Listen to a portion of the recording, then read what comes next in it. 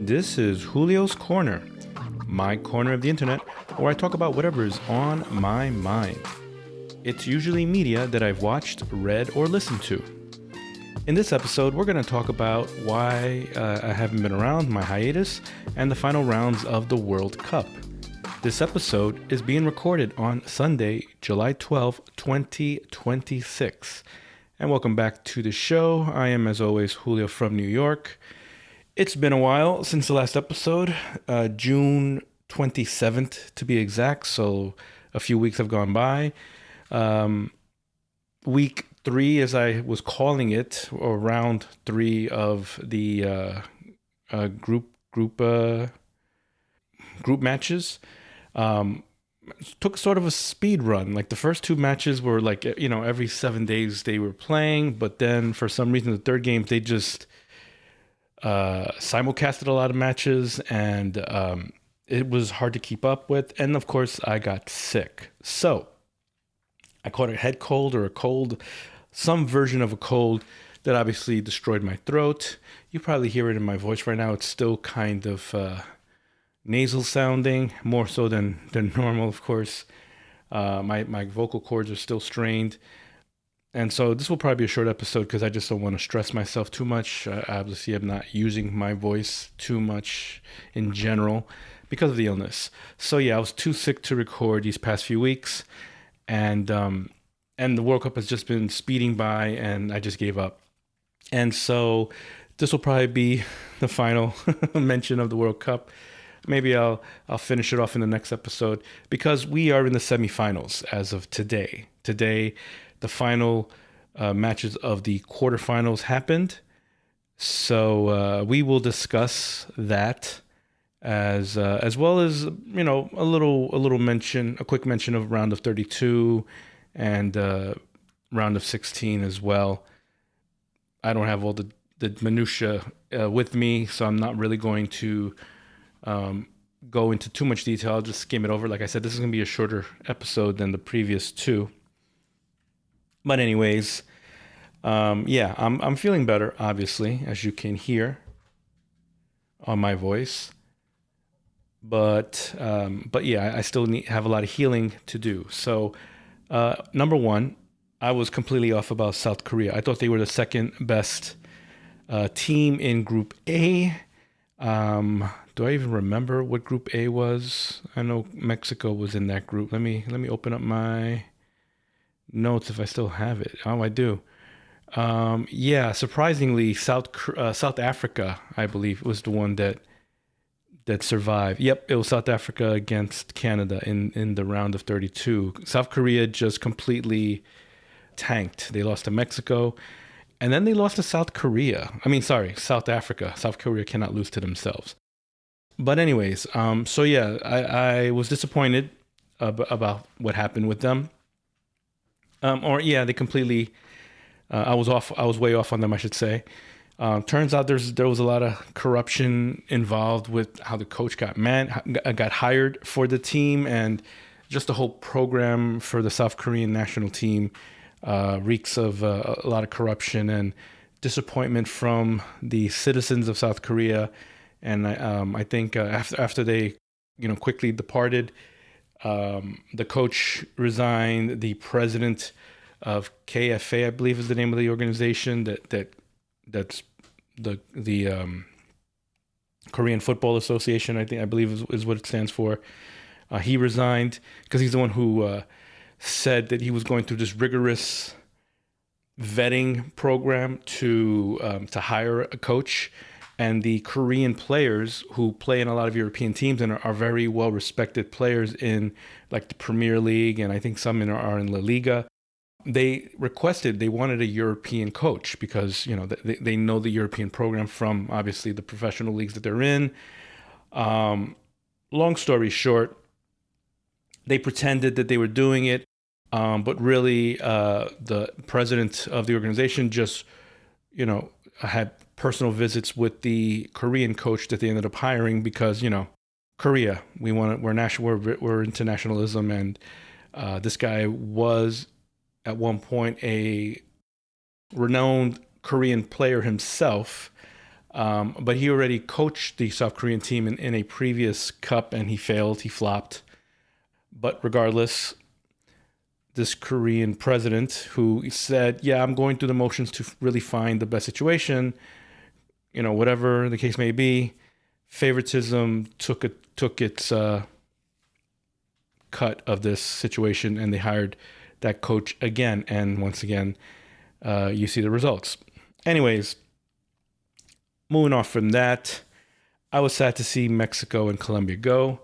England took out Mexico in the round of 16. Yeah, Mexico survived round of 32. They beat Ecuador, but then England took them out in Mexico in the forget the name of the stadium, but it's a very famous Mexico stadium. England lost there in the 80s against Argentina. The whole hand of God situation.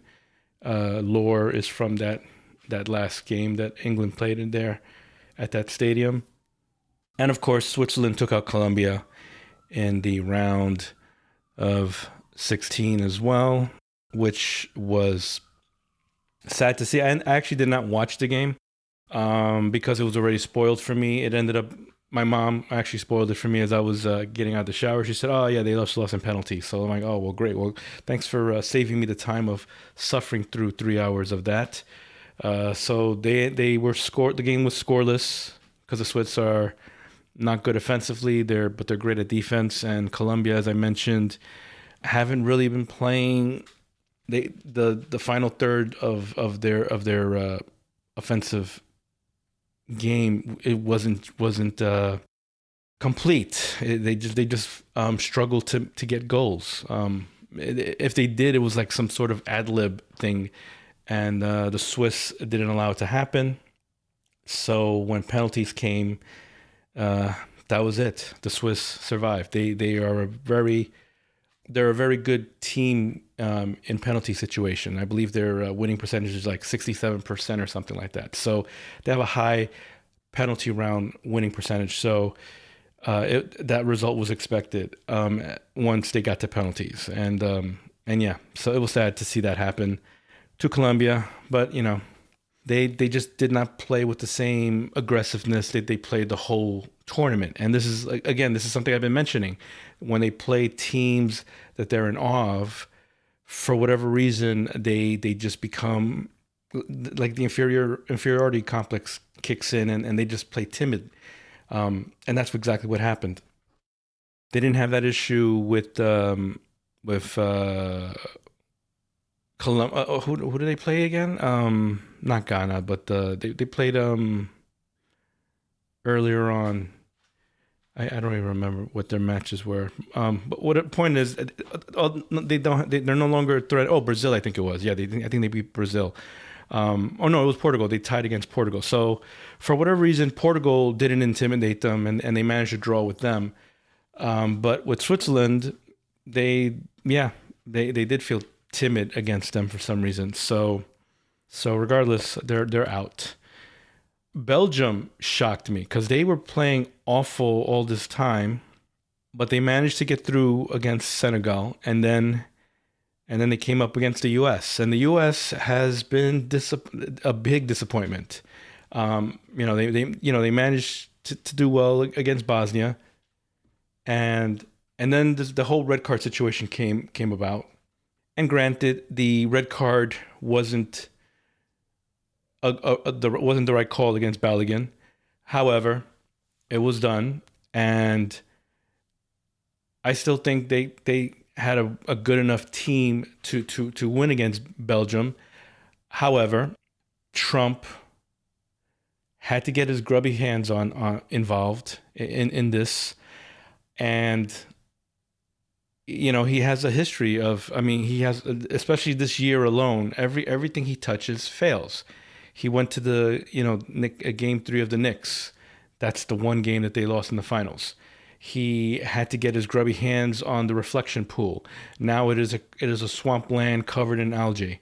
He had to get his grubby paws into the 250th anniversary fair, country county fair, whatever it's called, and it was like one of the worst fairs in history. The weather didn't help. But I mean, there was no seating areas for anybody. It was overpriced. It was crap. Some of the exhibitions were completely empty and unattended. Some of the stands weren't fully built up.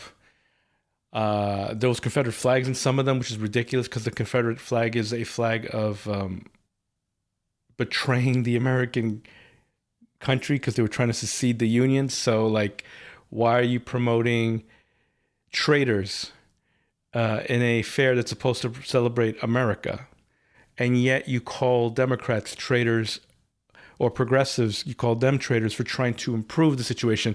But here you're glorifying the Confederacy, which were slave owners that wanted to keep hold of their slaves. So it's like just blame him anything. Point is, he ruins everything. And so here he goes. He calls FIFA, the head of Infantino, Gianni Infantino, and gets him to suspend the card, which isn't completely unprecedented because they gave Ronaldo the same treatment before the World Cup because he also has a 3-game suspension, which is suspended, so he was able to play in the World Cup. But this was, I think, even more unprecedented because at least Ronaldo, out of the 3 games, he did miss 1 game. One of the pre-World Cup games that he had to sit out because of the red card, but the remaining 2 were put on hold. In this case, Balogun wasn't going to miss any games. He was going to still be here for the round of 16, and that did not help matters. So now the U.S. that had all this, what's the term? Good, good, the country was rooting for them, and not just the country, a lot of non-Americans were rooting for them because they were like the underdogs. They were surprising in the group stages, and, it was a nice, good, despite all the other atrocities that America is doing with immigration, how they treated Iran, how they treated other countries of darker skin people, this was still a feel-good story. So there was still some good, whatever the term is, where like you have capital in people, having a good impression. Point is, all that was spent with Trump having his way, and then bragging about it openly on his Truth Social, like letting the world know, yep, I did it. I made the call. I got things to reverse. Ha ha ha! It's me, Trump all the way. Go Trump. Go MAGA. Yeah. And that, if anything, inspired Belgium to really up their game compared to how they've been playing the whole tournament. And so one surprising thing that Belgium did in this game was they benched all the well-known starters. Van Bruyne, Lukaku has been on the bench for a while, so that wasn't a surprise. But Doku and De Bruyne were starting the whole game, the whole tournament until this game. And so in this game, they were benched. It was all second stringers on the field, and they dominated. They beat the crap out of the U.S. They beat them. I think the final score was like 4-1. So 2 goals were made by a second stringer, and then they brought in Lukaku and Doku in the towards the end. De Bruyne stayed on the bench. Lukaku got the 4th goal. I forgot who got the 3rd one. So yeah, it was just a complete embarrassment, and the U.S. got eliminated. Spain-Portugal wasn't a shocker in the quarterfinals. In the round of 16, because as I mentioned, Ronaldo just he is taking away from the team. He's affecting their offensive ability by being the focal point when he can't really create opportunities for himself. So and he's always trying to stay behind the line of defense. So you're gonna get offside calls on him a lot. That happened in the Colombian game as well, as I predicted. I believe at least 2 times it was called on him in the Colombian game. So no difference here in Spain. And I think Spain beat them 1-0. So it was a low-scoring game. And And yeah, Spain still, they got the goal they needed to win. Canada, Morocco. I thought Canada was going to be a better team because I didn't really follow Morocco too much. But apparently Morocco was good, and they defeated Canada with very little problems. Again, there wasn't a player that got injured in the previous two matches. I forget against, was it in the Iraq game, I believe, is where the Canadian got injured, and I think he was a crucial part of the team. But regardless, Morocco beat them, only to lose to France in the quarterfinals. Paraguay, now, after they lost to the U.S. the way they did, I didn't think much of them, but somehow they came through and they made it to the round of 16. They beat Germany in a good game, but then when they got to France, this was a ugly game. They just played a very dirty, ugly game, and surprisingly, they didn't get any yellow cards, which they should have because they had so many fouls on the French, and they were just disrespecting them in every possible way. But the French maintained their composure and beat them. And then there was this whole international scandal where a senator from Paraguay said some racist things about Mbappe and just the whole French team, saying they're not really French, they're Africans. So, which is crazy because like you're Hispanic, you yourself are not white, so why are you acting like a white supremacist? But anyways, there is white racism in Latin America as well, even though we're not really white. Argentina is as close to being all white as you can in Latin America because of their immigration policy, where they are doing what Trump wants, which is trying to just get Europeans to go there. They started that with they really ramped it up when the Nazis fled over there in the 40s. And they were also getting fascist Italians over there during the same time period. And of course, that's who they love. They love Italian. They love Germans. They love Spanish and so on. But anyways, moving on. The French beat them, no problem, and they advanced to the quarterfinals. Argentina beat Egypt to face off with Switzerland in the quarterfinals. Mexico, they gave it their best, but for whatever reason, they didn't play with the same offensive aggressiveness that they did in all their other previous matches. And so in the end, England came out on top and beat them because they just do have better quality of players. Because if you're not going to aggressively attack like you did in all your matches before, the English strikers are eventually going to score on you. Norway took out Brazil, which I wasn't surprised. As I mentioned, Brazil isn't a strong team. But tonight they lost, well, Saturday night because it's Sunday morning, quote unquote. But the Vikings finally fell to the British. And as I mentioned, the Swiss lost to Argentina as well. The French beat Morocco, and Spain finally took out Belgium after they defeated the U.S. to go into the quarterfinals. So now in the semifinals, we are going to have France versus Spain on July 14th. So 2 days from now. So that's a Tuesday. And then Wednesday, July 15th, we're going to have England against Argentina. So we have the usual suspects that make it to the semifinals, plus England, who hasn't been there in some time. I believe the round of 16 or the quarterfinals is usually where they get kicked out. At least since for many many World Cups since the last time they won. But here they are now, many years later. Now they're in the semifinals finally to go up against Argentina. Ironically, the team that defeated them in like 84 or 86 with, like I mentioned, the whole hand of God thing. So this is like a rematch of an old dispute, so to speak. And then of course you have France versus Spain. In the semifinals, who was the final in the last Euro Cup, and of course Spain came out on top on that. Now Spain hasn't been as strong as they were in the Euros, as I mentioned. Lamine Yamal still recovering from his hamstring injury is definitely a part of it, but the team as a whole in general haven't really played with that same flash and flair that they did in the Euros 2 years ago. So whereas the French this whole tournament have been just dominating, and when they needed to be, show their flair, they did. Mbappe had scored in every game, so he's still currently tied with Messi for the Golden Boot.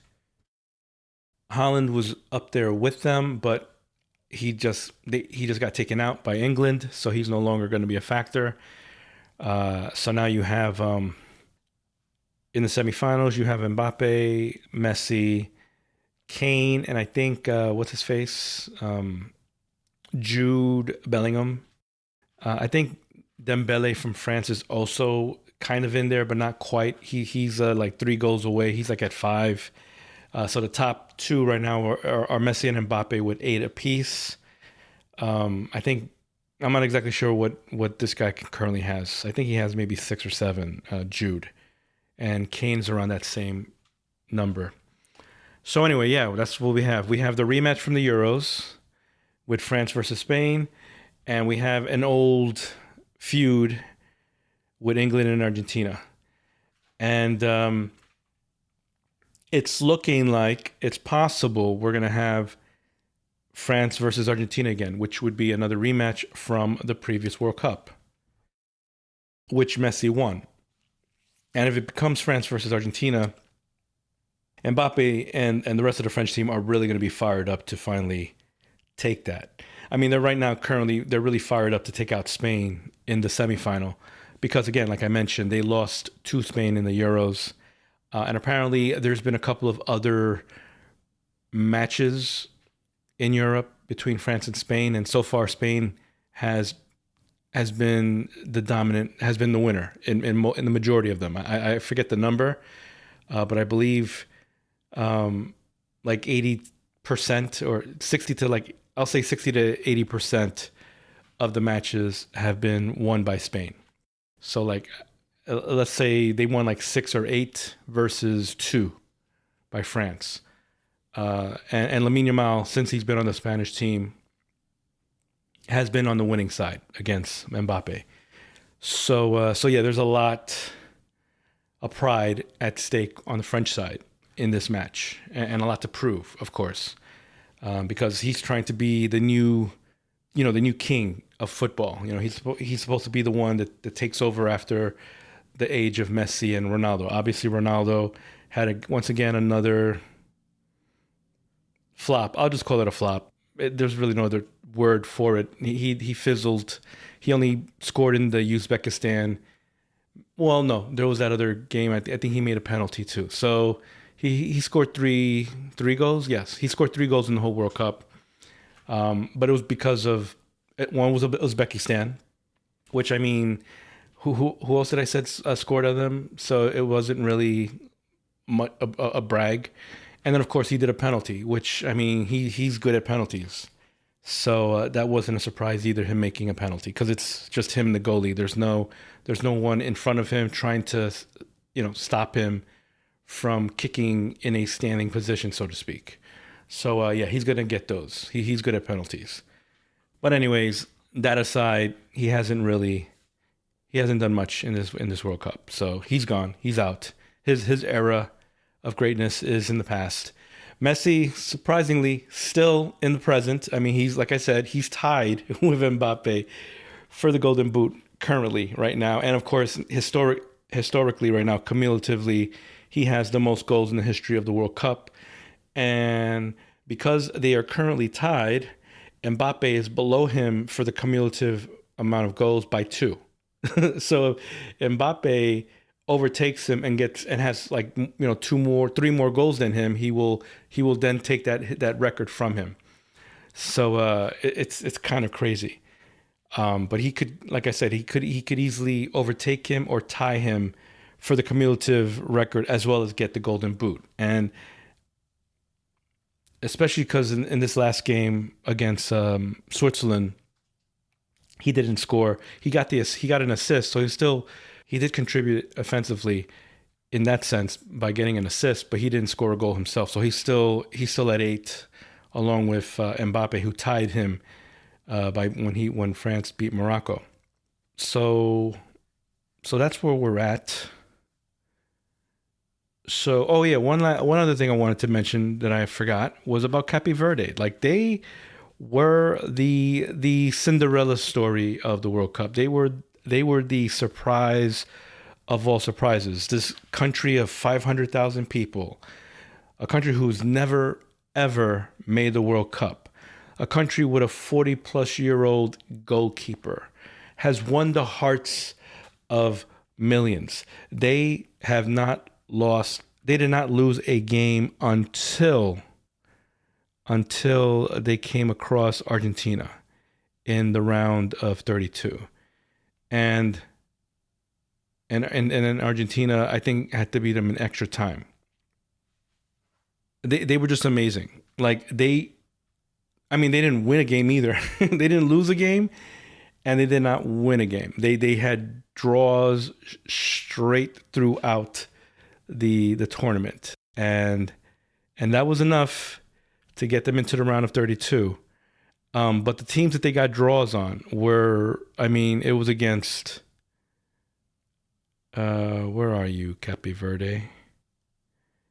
It was against some impressive teams. I believe Uruguay was one. Uruguay was a disappointment, but there was another. Oh, it was Spain. Spain was one.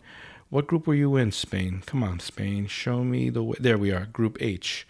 So yeah, they got a draw against Spain. They got a draw against Uruguay. They got a draw against Saudi Arabia, which, that's the one team they should have beat. But for whatever reason, they were only. I believe the final score was like 2-2. So anyway, those 3 points was enough to get them into the round of 32. And in round of 32, they came across Argentina's path. And again, they were not going to go home quietly. They gave Argentina a fight that they were not expecting.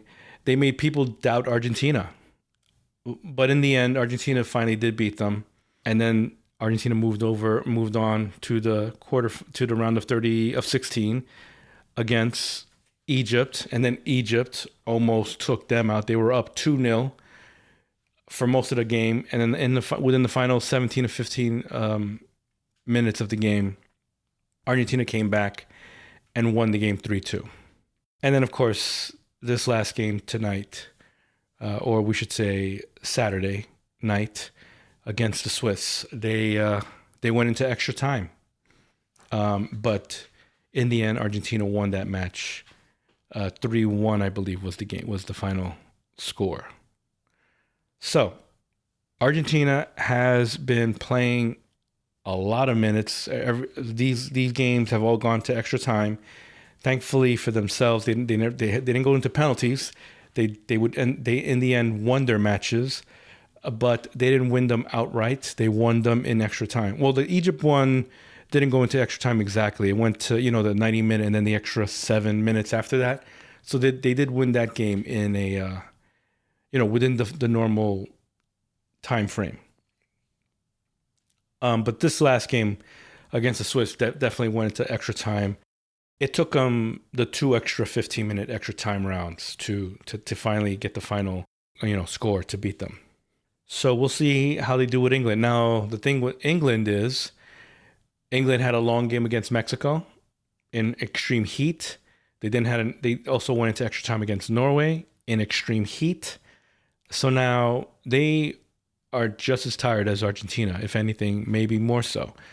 However, their game was earlier than the Argentina match against Switzerland, but minus a few hours, they're pretty much equalized in terms of playing really long matches and being spent. Now, depending on whose physical conditioning is better, the one caveat, of course, Messi is 39, right? He's the oldest guy in the field right now, but he is Messi. He is in the lead for the Golden Boot. Well, he's tied, but yeah, he's in the lead for the Golden Boot, right? So, and on top of that, he has like two assists now, so he's tied Mbappe with assists as well. So he does contribute a lot in the scoring for Argentina and at top form, as all these other players. So there's no counting out Argentina just yet. So it'll be interesting to see how Argentina plays against England. I think, ironically, because of the way England plays, they're not really into parking the bus. Now, they do have a German coach, and he has done things a little different, and he's been criticized so far. I mean, not anymore. At the moment, England is loving him because they haven't gone to the semifinals in who knows how many World Cups. So this alone already is an accomplishment that hasn't been done from all the previous British coaches that they've had. So this is their first time going out of the country to get a coach, and that alone has caused some dissent from the British people because they want again, nationalism is a thing, and they wanted it to be all Brits, and so they questioned the selection process so far. There's a lot of players that aren't on the team currently that people are like, what happened? What happened to these guys? Where's Foden is the only name I can remember. There's another guy, I think his name is Scott or Alexander. I'm not really up on all the names, but there's a couple of Cole I think is a guy. There's a couple of British players that are not on the team that has drawn some criticism, and there's a lot of reporters and pundits and what have you that are ready to take out their pen and just eviscerate this man if things go bad. So far, as I said, I mean, England is now in the semifinals. So they right now currently love the guy because he's done what hasn't been done in forever. This Mexico game is really one of the final like milestone moments for them because everyone was afraid they were going to lose to Mexico because there was all this talk about the altitude. Azteca, I think that's the name of the stadium, the Azteca Stadium. There's this thing about the altitude and the pollution there, like the air quality. It takes months to really get acclimated there. The Mexicans, of course, are acclimated to that environment, so it wouldn't really affect them as much as it would the British who are not there, who don't normally play there, I should say. So playing at that altitude level is definitely going to tax their body, which is another reason why they might actually be more worse for wear than the Argentina team because Argentina has not played in Mexico this whole tournament so far because they've been in the U.S. Anyway, moving on. So yeah, I don't remember the guy's name, Tuchel or whatever. This German guy, they're ready to eviscerate him. But so far, like, despite the criticism he got initially about the selection process, you can't argue the results. They are in the semifinals. They're up against Argentina. If they lose to Argentina, I don't think he will still be criticized, of course, because, the Brits won a World Cup. And to them, anything less is always going to be a failure in their book. However, this is the first time they've been to semifinals in a while. So he won't be, I don't think he will be criticized. I don't think he'll be criticized. He won't be as eviscerated as he would have had they not made the semifinals. Had they lost to Norway, who, again, that's a team that hasn't been in the World Cup, period, in like 30 something years. Like, this is Erling Haaland's first World Cup. He's around the same age as Mbappe. Mbappe has already been to 3 World Cups. His first one, he was like 19 years old. Because the French team has been good all these years, all these decades. So they've qualified for all these World Cups. Mbappe has been able to play in all those World Cups, whereas Norway hasn't. So this is the first time that they, have been able to get back into the world stage in some decades. And for them, getting to the quarterfinals is cause for celebration. It would have been even more amazing had they beat England, but the Norwegians are not going to poo-poo their loss because this is still a success story for them. This is the first time like I said, first time they've been in the Cup since 30-something years, and they've made it all the way to the quarterfinals. They beat Brazil, Brazil historically has never beaten Norway, so that already makes them look amazing. And again, they made it to the quarterfinals. So they just have been a fun team to watch. Erling Haaland is a star. And it's a shame they lost to England the way they did in the end. But again, they're going to be praised. Had it been the other way around, Norwegians would have been even more pleasantly surprised, but the British would have been devastated, and they probably would have, literally, not literally, but like metaphorically, they would have tarred and feathered the coach. But now they're in the semifinals, so still cause for celebration for now. We'll see how he'll be treated after this match. I still think Argentina can beat them, but we'll see. This is a really good English team. This is the best I've seen them play ever, I should say, in my time of watching the World Cup. So yeah, we shall see. They're both tired teams, so I think that gives Argentina the edge, a slight edge. But we'll see. The French versus Spain. I think the French are going to win that match because even though Spain won in the Euros, like I said, they were amazing to watch in the Euros. The French actually did not play that well in the Euros. Now the situation is reversed. The French have been impressive this whole tournament. The Spanish have not. And Lamine Yamal is trying to do too much. He's not really playing as great as he was in the Euros. Again, he is recovering from an injury, so that's definitely a factor, and that's probably why he's overcompensating. He's young. He's like 19 or 18 years old. He was 16 in the Euros. Mbappe's a grown-ass man. He's 27. Again, this is his third cup, so that's been 12 years of experience under his belt. He knows what he's doing. He has the dictator meme going on. Point is, he's the captain of the French team. He's the leader. Giroud's not around anymore. What was the other? Griezmann, he's gone. He's the captain. He's the leader. He's the one that everyone follows, and he's been performing outstanding. He's tied with Messi for 8 for the race for the Golden Boot. I think he's going to beat Messi. I think Messi's going to finally fizzle out. So I think France has the edge. I do think it is highly likely that we're going to see a rematch of France versus Argentina. This time around, I think the French are going to win, and that's going to give Mbappe his second World Cup championship. It would be amazing if Argentina wins, and that'll be Messi's second. It'll be back to back. It'll be a two-peat, so to speak, which hasn't been done since Brazil in the 50s, when they won they had back-to-back championships. The only other team that came closest to it was the other Brazilian team from the 90s, but they eventually lost to. Oh wait, no, sorry. After that was the French team, but they lost to Italy because Zidane had to headbutt an Italian because he got provoked, got a red card, and the game just turned.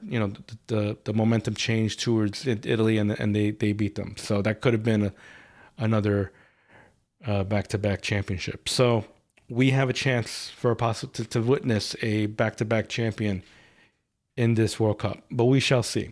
I think France is going to win this, which wouldn't be a surprise to anyone. They are the favorites. They have been playing like the favorites. They've been dominating. And I've gone longer than I expected, and my throat is starting to kill me. So I don't think I have anything else I want to talk about. No, that's it. I will probably be talking about a K-drama I finished in the next episode, but I'm not sure. We shall see. And that wraps up the show. If you have any questions, comments, or any thoughts you'd like to share, you can reach me via email at julioscorner.com. If you're feeling extra generous, you can click on the donate link in the show notes and send some money my way. This show is licensed under Creative Commons Attribution 4.0 International License. This means you can share this episode, remix it, do whatever you want. Just say where you got it from. And as always, thanks for listening.